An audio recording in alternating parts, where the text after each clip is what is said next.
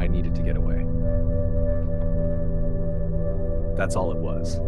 The city was eating me alive. Traffic at all hours, neighbors arguing through thin walls, and work deadlines that never seemed to stop. I felt like I was drowning in noise. So when I found a little house for rent in the countryside, I jumped at it. A week out there, I told myself, would be perfect. Just me and silence. The drive was long, nothing but winding roads through endless forest, but I didn't mind. For the first time in months, I could hear myself think, until I saw it. Something hung from a tree up ahead. At first, I thought maybe it was just a bag or tarp caught in the branches. But when I got closer, I realized it was an animal, a deer. It dangled far above the ground, tangled unnaturally high in the limbs. Its body looked broken, twisted. My headlights made the sight even worse, dark stains dripping onto the dirt below. I slowed, staring up at it, unease prickling down my spine. Just nature, I muttered to myself. Predators, nothing more. And I drove on. The house sat at the edge of an empty field. Old, peeling paint, shutters loose, but with a porch and a fireplace. It would do. I parked, stepped out, and started unpacking. The air smelled of damp leaves, the woods pressing close around the property. Then I heard it. Bang! Something had struck my car. I turned, expecting maybe a branch had fallen, but lying across the hood was an animal. Small. Broken. Before I could react, a voice rasped from the tree line. You've been marked. I spun around. An old man stood just beyond the fence, hunched with age, his face shadowed by the brim of a hat. His eyes caught the faint light, pale and unreadable. You take it inside, he said, voice heavy. You accept the gift, or else. I opened my mouth to demand what he meant, but no words came. Something about him, about the way he spoke, froze me. So I did it. Against every instinct, I carried that thing inside. When I looked back out the window, the man was gone. The next morning, it happened again. Another animal. Different this time. And again, I carried it inside. Day after day, the same routine. Something left for me. Always placed carefully on the hood of my car. Always waiting. And every day, I did as I was told. I accepted it. But after a week, I couldn't anymore. The house reeked. No matter what I did, the smell clung to the walls, to my clothes. My stomach turned every time I looked at the pile in the corner.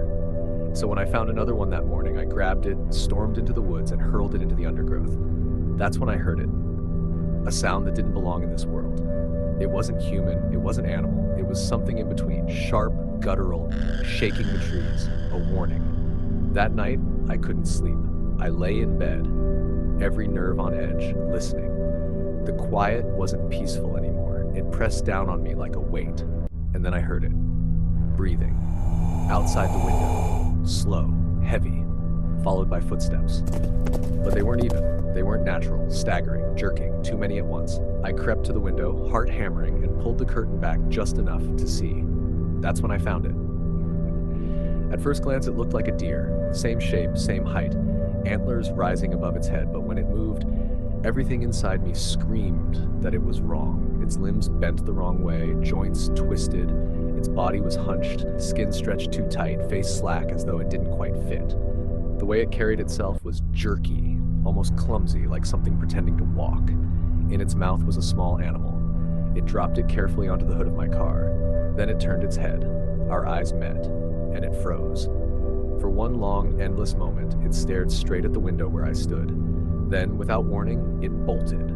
So fast it blurred, gone into the trees before I could even move. I didn't wait until morning. I packed my things, threw them into the car, and tore down the road. Gravel sprayed behind me as I drove, hands white-knuckled on the wheel. But it wasn't gone.